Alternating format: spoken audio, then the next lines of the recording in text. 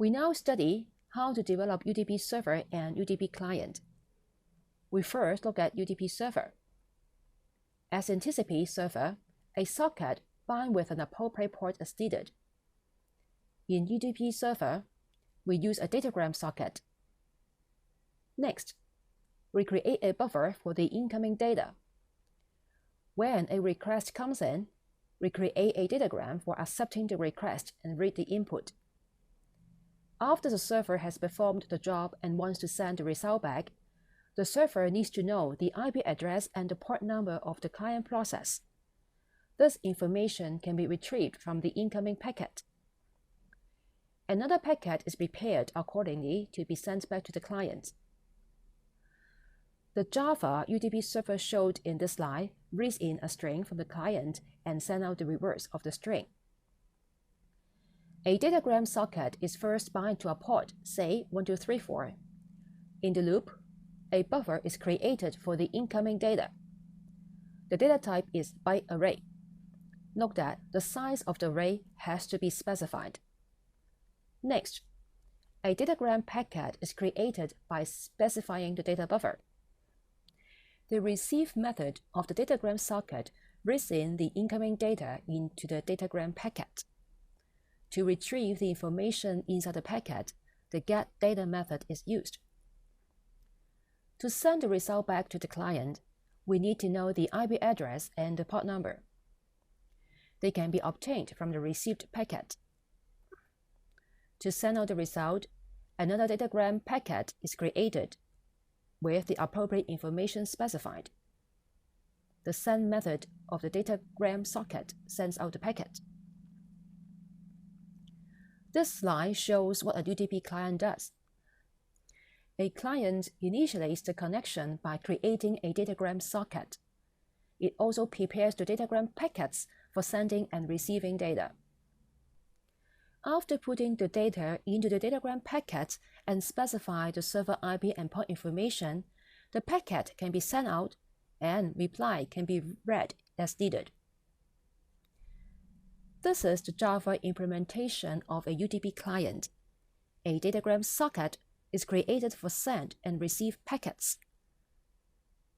This client will send and receive something, and 2 datagram packets are needed. After putting in the appropriate information to the send packet, the socket can send it out. Receive packet is then created for reading the reply from the server. We now look at some of the important details in Java UDP socket programming.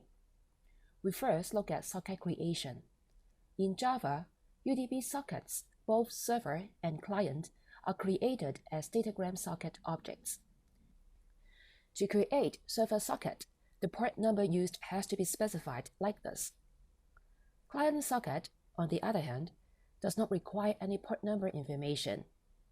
When the datagram socket is created using the new statement, an available port will be selected to bind with the socket.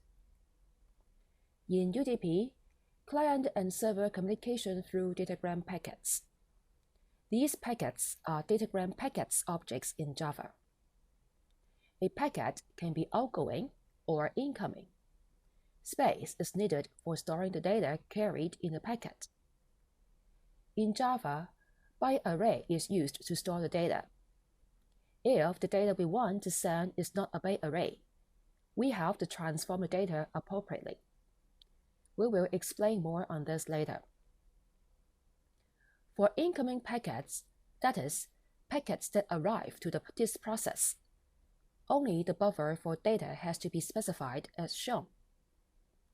For outgoing packets, apart from the buffer, the destination IP address and the port number have to be specified.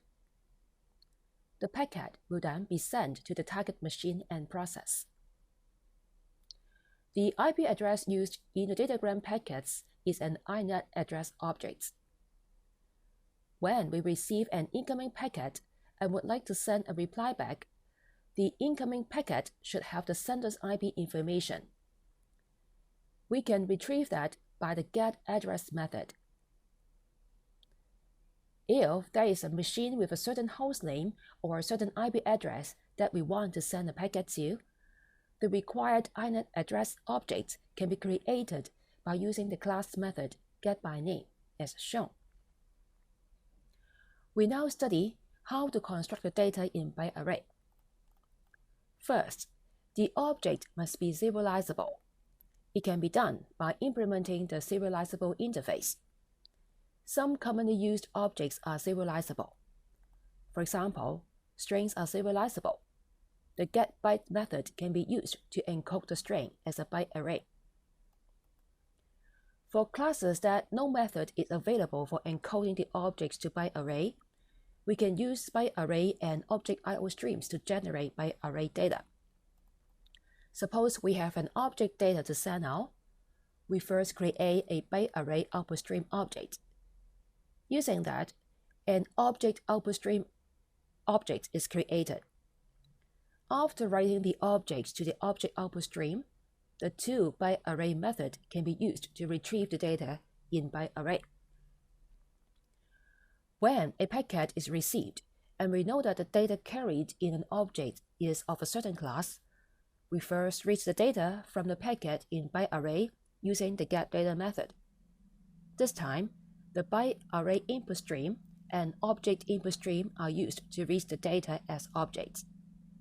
This concludes our discussion on UDP Java implementation.